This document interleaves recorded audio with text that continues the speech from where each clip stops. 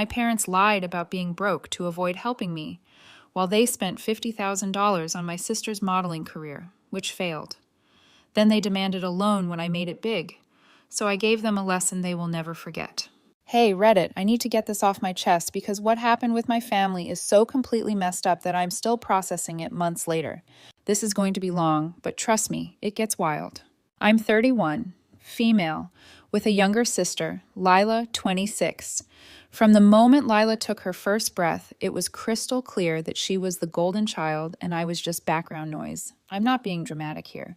My parents, especially my mom, were absolutely obsessed with Lila's looks from day one. Lila was one of those kids who got stopped on the street by strangers telling my parents she should be a model. Oh my God, she's gorgeous. Have you considered getting her into pageants? Mom ate that up like it was her oxygen. She'd beam and say things like, well, people do tell us that a lot, while I stood there invisible. Don't get me wrong, I loved Lila when we were little, but watching your parents' eyes light up every time someone complimented your sister's appearance while your straight A report card got a distracted, "That's nice, honey," does something to you. When I turned 18 and was getting ready for college, that's when the real betrayal happened. I had busted my ass through high school. 3.9, GPA, varsity track, volunteer work, the whole deal. I got into a solid state university for computer science. I'd always been the tech kid, building computers, fixing everyone's phones, staying up until 3 a.m., learning coding languages for fun. I needed about $15,000 to cover what my financial aid and part-time job at Radio Shack couldn't handle. Not a fortune, but real money for our family. So I sat my parents down in our living room one evening after dinner. I need to talk to you guys about college expenses, I said, spreading out all my financial aid paperwork on the coffee table. Mom and Dad exchanged this look. You know, that married couple telepathic communication thing. Sweetheart, Mom said, her voice taking on that overly gentle tone people use when they're about to crush your dreams. We've been meaning to talk to you about this. My stomach dropped. Dad cleared his throat like he was about to deliver a eulogy. We wish we could help you, kiddo. We really do. But money is incredibly tight right now. I've been having some issues at work. They're talking about layoffs. We're barely keeping our heads above water as it is. We've looked at our finances from every possible angle, Mom added, shaking her head sadly. There's just nothing we can spare, but you're so smart, honey. You'll figure out a way to make it work. You always do. I remember staring at them, feeling this weird mix of disappointment and guilt. Guilty for even asking when they were supposedly struggling so hard. Are you sure there's nothing? I pressed. Even just a few thousand would help. I could pay you back after graduation. Dad shook his head firmly. I'm sorry, but we literally cannot afford it. We're living paycheck to paycheck right now. I believe them completely. Why wouldn't I? These were my parents. So I did what I had to do. I took out additional private loans at awful interest rates. I picked up a second job at a campus coffee shop, working 25 hours a week on top of my full course load. I lived off ramen noodles, peanut butter sandwiches, and whatever free food I could find at campus events.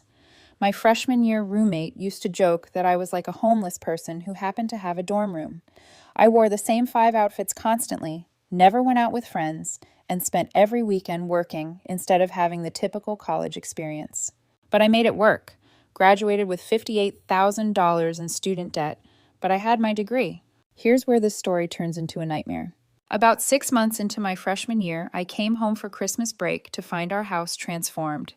The finished basement had been converted into what looked like a professional photography studio. Expensive lighting equipment everywhere. Rolls of colored backdrop paper. Professional-grade cameras mounted on tripods. Lila was posing in front of a white backdrop, wearing designer clothes I'd never seen before, while some photographer dude directed her. Beautiful, Lila. Now give me that sultry look over your shoulder.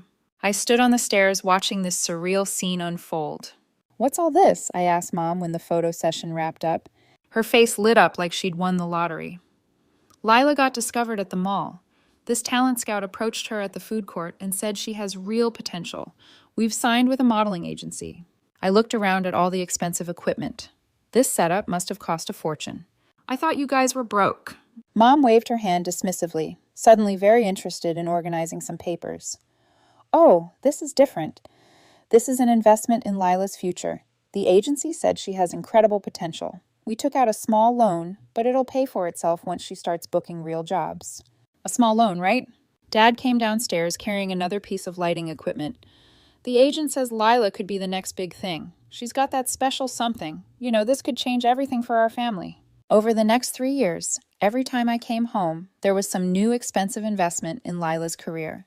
Professional headshot that cost $2,000. A trip to New York for casting calls. Another $3,000 for flights, hotels, and proper wardrobe. Acting classes because the agent said she needed to be well-rounded. $5,000. A personal trainer and nutritionist because she had to maintain peak physical condition. $8,000 per year. Every single time I'd mention my student loans or how I was living on mac and cheese for the 5th night in a row, I'd get the exact same response. We're still struggling financially, honey, but Lila's career is really starting to take off. Once she makes it big, she'll be able to help all of us. The worst part? Lila started believing her own hype. She'd talk about her craft and her brand like she was already a household name. She'd post these pretentious quotes on social media about the sacrifices artists make for their art.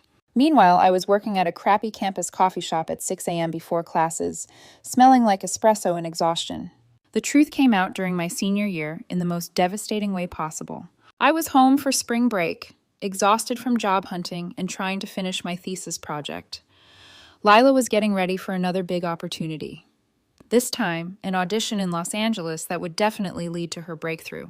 Mom was in Lila's room helping her pack designer outfits into expensive Louis Vuitton luggage while discussing hotel reservations. The agency specifically recommended the Beverly Hills Hotel, Mom was saying, folding what looked like a $500 dress.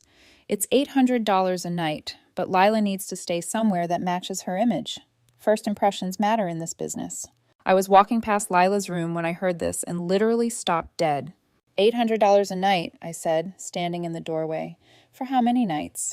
Just 4 nights, Dad said, appearing behind me with Lila's portfolio case, plus first-class flights, car service, and meals at the right restaurants. The agent says she needs to be seen at the places where industry people go. I felt like I was having an out-of-body experience. How much is this trip going to cost total? Dad shrugged like we were talking about buying groceries. Around $6,000, but it's worth it if she books this campaign. It could be the one that launches everything. Something inside me snapped. Are you kidding me right now? I exploded. Mom looked shocked. Language, young lady. No, my language. You told me you couldn't help with my college because you were broke, but you can drop $6,000 on a long-shot audition? That's completely different, Mom said, getting that defensive tone she always used when caught in a lie. Lila's career requires these investments. This is about building her future. Her future? What about my future? My voice was getting higher and shakier. Do you have any idea what I've been going through these past 4 years? Dad stepped in with his usual dismissive wave. You're in college. You're doing fine. Lila's window of opportunity won't last forever. How much? I demanded. How much have you spent on her career total? They exchanged glances again. Same guilty look from 4 years ago. I don't see how that's relevant, Dad said. Humor me. After 20 minutes of pulling teeth, the truth came out. Over 4 years, they had spent approximately $52,000 on Lila's modeling career. $52,000. I had to sit down. I actually couldn't stay standing when I heard that number. That's more than 3 times what I asked you for college, I said, my voice barely above a whisper. You lied to me. You looked me in the eyes and told me you were broke. Mom started crying immediately. We never lied. We were financially stretched because we were investing everything in Lila's future. She's going to be famous, and then she'll be able to help everyone. And what if she doesn't make it? The look on their faces told me that scenario had never seriously crossed their minds. Lila, who had been quiet during this whole exchange, finally spoke up. I am going to make it. Some people just can't see the big picture. I looked at her, really looked at her, standing there in her designer clothes, holding her $300 headshot, completely oblivious to the damage her dreams had caused. Have you booked any major jobs yet? I asked. Any national campaigns, magazine covers, anything that's paid more than a few hundred?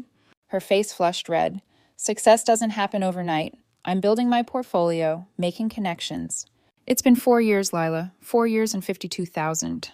That night, I lay in my childhood bed staring at the glow-in-the-dark stars I'd stuck on the ceiling when I was 10. And I made a decision. I was done with this family. Done trying to earn their love and respect. Done being the afterthought. I graduated 3 weeks later. My parents came to the ceremony but spent most of it talking about Lila's upcoming trip to LA instead of celebrating my accomplishment. That summer, I landed a job at a tech startup in Austin. The company was small but innovative, doing cutting-edge work in cybersecurity. I was good at it, really good. I'd always had a natural talent for spotting patterns in code, understanding system vulnerabilities, and building elegant solutions to complex problems. More importantly, I was motivated. All those years of watching my parents prioritize Lila's pipe dreams over my education had given me a hunger that nothing could satisfy except absolute success. I worked 70-hour weeks. I lived in a tiny studio apartment and drove a 12-year-old Honda Civic, but I poured every extra penny into paying off my loans and investing in the stock market.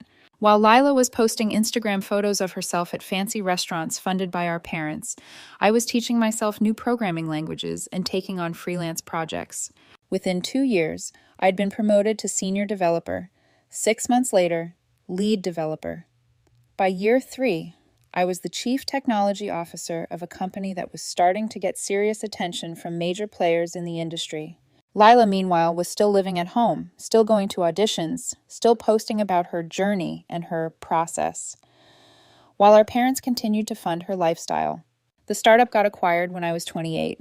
My stock options were worth $2.8 million after taxes. Suddenly, I was wealthy, genuinely wealthy. I kept it quiet at first, paid off my remaining student loans, bought a beautiful house in a great neighborhood, started investing wisely. For the first time in my adult life, I was financially secure, and it felt incredible. But word spread through the family eventually. My cousin posted something on Facebook about my new house. Suddenly, everyone knew I'd done well for myself. I should have seen it coming from a mile away. "Hi, sweetheart," Mom said when she called, using that overly sweet tone that meant she wanted something big. "How are you doing in that gorgeous new house of yours?" "I'm fine, Mom. What do you need?" A pause. "Well, your father and I were hoping we could come over for dinner this weekend. We'd love to see your place, and we have something important we'd like to discuss with you." I knew what was coming. They showed up that Saturday evening with Lila in tow, clearly intending to use her as emotional leverage. I'd made a nice dinner. Salmon, roasted vegetables, good wine, because despite everything, these were still my parents. We made small talk through dinner. Lila talked about her latest project, a local photographer who wanted to do a creative collaboration with her. My parents asked surface-level questions about my house and job. Then, as I was clearing the dessert plates, Dad cleared his throat. "Honey, we need to ask you for a favor, a significant favor." I set down the plates and looked at all 3 of them. "Let me guess. Money." Mom jumped in quickly. "It's a loan. We fully intend to pay you back." "How much?" $50,000, Dad said. The number hit me like a physical blow, the exact amount they'd wasted on Lila's fantasy career. "We know it sounds like a lot," Mom continued, "but we're really struggling right now. The mortgage is behind. We have credit card debt, and Lila's transitioning her career focus to influencer marketing. She needs startup capital for a new social media campaign that could really take off." I stared at them. "Influencer marketing?" "It's the future of the industry," Lila said defensively. "Traditional modeling is evolving. I'm pivoting to leverage my existing brand into the digital space." "What existing brand? You've never had a successful campaign." Her face flushed. "I have over 8,000 followers on Instagram." "Lila, people with 8,000 followers work at Starbucks." Dad jumped in before Lila could respond. "Look, we know you're doing incredibly well now. $50,000 would be nothing to you. We're family. We're supposed to help each other out." "Like you helped me out with college?" Mom's face crumpled. "That was different. We didn't have the money then." "Because you were spending it on Lila." "That was an investment," Dad said, his voice rising. "You believed in Lila's potential, but you didn't believe in mine?" Silence. The answer was written all over their faces. I looked at all 3 of them, sitting in my dining room, the dining room in the house I'd bought with money I earned through the education I struggled to pay for, while they spent a fortune on Lila's delusions.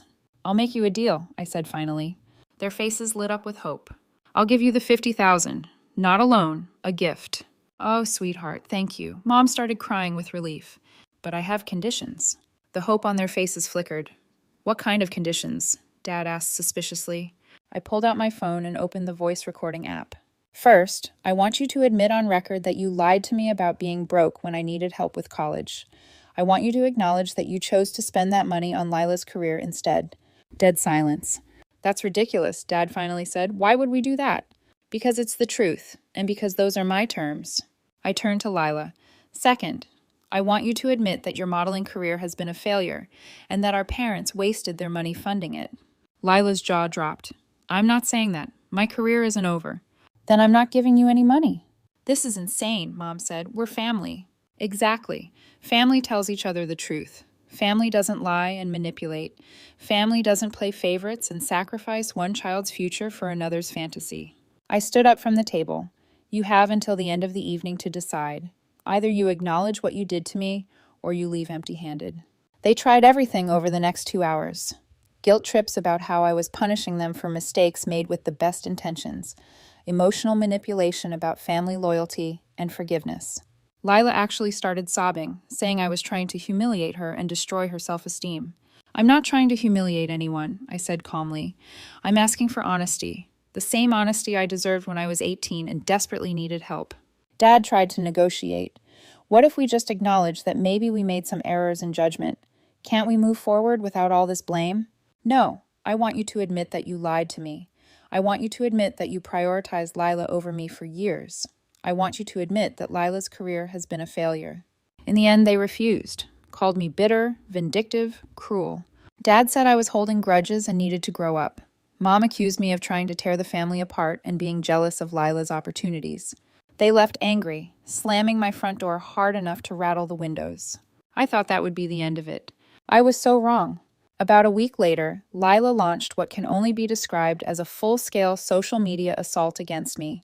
She crafted a series of Facebook and Instagram posts, painting herself as the victim of a cruel, money-obsessed sister who had abandoned the family in their time of need. The posts were carefully designed to make me look like a heartless monster who cared more about revenge than family. It's so painful when someone you love becomes so consumed with bitterness that they lose sight of what really matters, she wrote in one post. My sister has been blessed with financial success, but instead of using it to help family, she'd rather punish us for perceived slights from years ago. I'm heartbroken. She didn't mention the $52,000.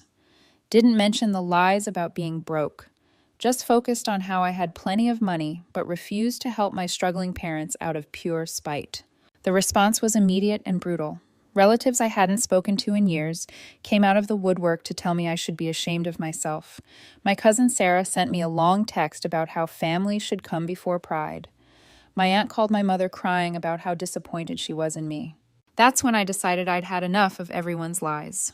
I spent 2 days crafting a Facebook post that laid out the entire situation in excruciating detail. I included screenshots of my old student loan statements showing the crushing debt I'd taken on. I found photos Mom had posted over the years of Lila's various expensive photo shoots, portfolio sessions, and career development trips. I calculated and documented approximately how much I estimated they'd spent on Lila's failed career. The post read, I've been seeing some posts about how I'm supposedly a terrible daughter and sister for not helping my family financially. I think it's time people knew the whole story.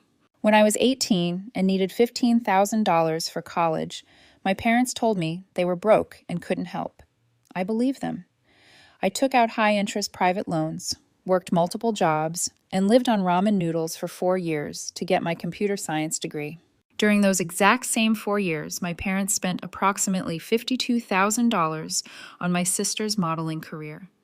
Professional photographers, portfolio development, trips to casting calls in New York and LA, acting classes, personal trainers, nutritionists, designer clothes, expensive hotel stays. They weren't broke. They made a deliberate choice about where to invest their money, and it wasn't in my education. My sister's modeling career, after 4 years and $52,000 in investment, has produced no major bookings, no significant income, and no realistic prospects for future success. She is now 26 and living at home, while our parents continue to fund her lifestyle. Now that I'm financially successful, thanks to the degree I struggled and sacrificed to pay for, they want a $50,000 loan to pay off the debts they accumulated funding my sister's fantasy and to finance her next career attempt as an influencer. I offered to give them the money as a gift, not a loan, if they would simply acknowledge the truth about what happened when I needed help with college. They refused. I'm not obligated to fund the lifestyle choices of people who lied to me and prioritized my sister's pipe dreams over my future. Family loyalty works both ways, and it starts with honesty and respect. For those telling me I should just help family, I'd ask you this. Where was that family loyalty when I was working 25 hours a week while carrying a full course load just to afford textbooks? I hit post and waited. The post exploded within hours. Family members, family friends, people I'd gone to high school with, everyone was reading it, sharing it, commenting on it. The response was split, but not evenly. About 70% of the comments were supportive, from people who either remembered the obvious favoritism from years past or were just appalled at the financial deception. My cousin Jake, who I'd always been close with, commented, "I remember thinking it was messed up that you were working 2 jobs in college while Lila got professional photo shoots. I offered to loan you money for books sophomore year, and you were too proud to take it. This explains so much." My uncle posted, "I always wondered how your parents could afford all those trips to New York for Lila, but couldn't help with your education. Now I know. They could afford it. They just chose not to." It's not. But the other 30% of responses were brutal.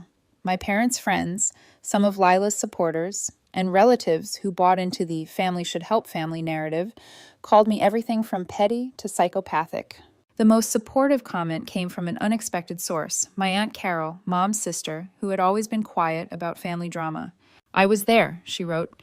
"I remember asking my sister why she couldn't help with college costs, and she told me they had spent their savings on Lila's career. She said they hoped Lila would make it big and be able to help everyone later. Don't let them gaslight you into thinking this didn't happen exactly the way you're describing it." That comment changed everything. Other family members started sharing their own memories and observations. The narrative began to shift as people realized the favoritism hadn't been subtle. It had been blatant and damaging. As public opinion turned against them, my parents panicked. Mom called me sobbing. "How could you air our family's private business like this? You've humiliated us in front of everyone we know." "You humiliated yourselves when you chose to lie to your own daughter for 4 years. We never meant to hurt you. We were just trying to support Lila's dreams." At my expense, literally. Dad tried a different approach, showing up at my office to have a conversation. Security had to escort him out when he started yelling in the lobby about ungrateful children and family loyalty. Lila, meanwhile, posted a long defensive response, trying to justify the $52,000 in expenses as necessary career investments and claiming I was rewriting history to make myself look like a victim. She said she was going to prove everyone wrong by making it big in influencer marketing. But the damage was done. Too many people had witnessed the favoritism over the years. Too many relatives had their own memories of my parents' financial choices. The truth was out there, and no amount of spin could put it back in the box.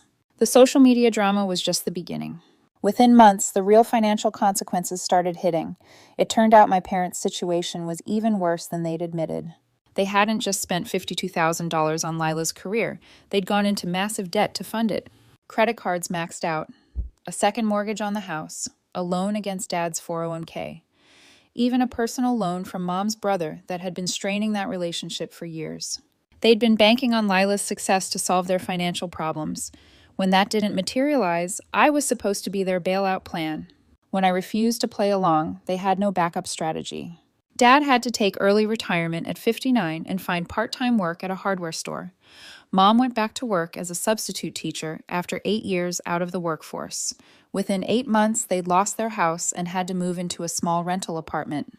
Lila, unable to face the reality that her modeling dreams were over and unwilling to get a regular job, moved to Las Vegas to try to make it as a showgirl or casino entertainer. Last I heard through family gossip, she was working at a restaurant in one of the casinos and still posting occasionally about her entertainment career and building her brand. The whole situation created permanent rifts in our extended family. Some relatives cut off contact with my parents entirely, disgusted by the favoritism and financial manipulation they'd finally learned about. Others thought I was being too harsh and should have just helped despite everything. Family gatherings became impossible. Half the family would invite me. The other half would invite my parents. Eventually, we all just stopped trying to coordinate anything. The most meaningful response came from my grandmother, Dad's mother. She'd stayed out of the drama for months, but finally called me with her perspective. "I've been watching this family tear itself apart," she said. And I need you to know that I'm proud of you for standing up for yourself. Your parents made their choices, and you're not responsible for fixing the consequences. Then she told me something that made me cry. Your grandfather left me some money when he passed away. I was planning to leave it to your father in my will, but I've changed it. It's going to you now. You've shown me what real character looks like. It's been about a year since everything exploded, and I figured I'd give an update since people have been asking. My parents are still struggling financially, but they seem to be adapting to their new reality. Dad actually seems happier working at the hardware store than he ever was in his corporate job. Mom has found that she enjoys substitute teaching. They're living more modestly now, but they're making it work. Lila is still in Vegas, apparently dating some marketing guys she met. Based on her much less frequent social media posts, she seems to finally be accepting that her modeling days are over. She's taken some online business courses, which is honestly the first practical thing I've seen her do. As for me, I've been thriving. I used some of my money to start my own tech consulting firm, and it's been incredibly successful. I've also been doing angel investing in startups, and several of those investments are paying off nicely. I bought a vacation house in Colorado and learned to ski. I've traveled to Japan, New Zealand, and Iceland. I'm living exactly the life I want to live, and I don't regret my decision for even a second. 6 months ago, I got an unexpected call from Mom. She was crying before she even said hello. I've been going to therapy, she said through her tears, and I've realized some things about how we treated you that I need to acknowledge. I sat there in silence, waiting. She continued, her voice breaking. We were so caught up in Lila's potential that we completely took you for granted. You were right there, working harder than anyone, achieving real success, and we ignored it because you didn't need us the way Lila did, but that wasn't fair to you. It wasn't right. She paused, crying harder now. I know saying sorry doesn't fix the years of hurt we caused you. I know you probably won't ever fully trust us again, but I needed you to hear that I finally understand what we did to you, and I'm ashamed of it. It was the conversation I'd wanted to have for over a decade. Did it fix our relationship? No, but it was something. We have limited contact now. Mom and I text occasionally about neutral topics.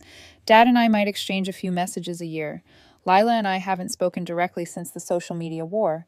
I'm not holding my breath for some magical family reconciliation. And honestly, I'm okay with that.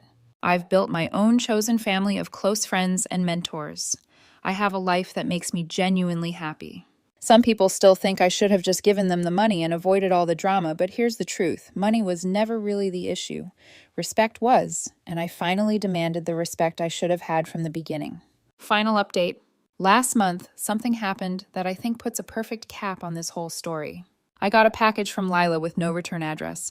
Inside was a handwritten letter and a check for $5,000. The letter said, I know this doesn't come close to making up for everything, but it's a start. I have a real job now, digital marketing for a hotel chain, and I wanted to pay back at least some of what our parents should have spent on your college instead of my impossible dreams. I've been in therapy too, and I'm starting to understand how screwed up our family dynamics were.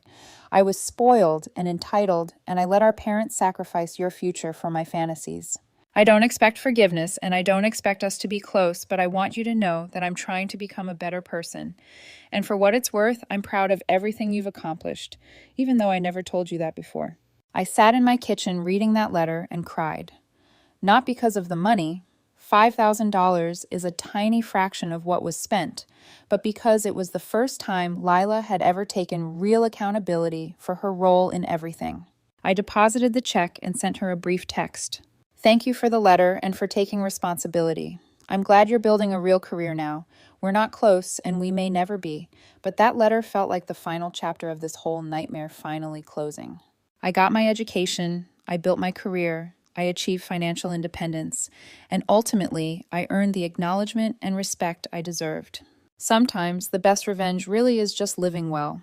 And living well is exactly what I intend to keep doing.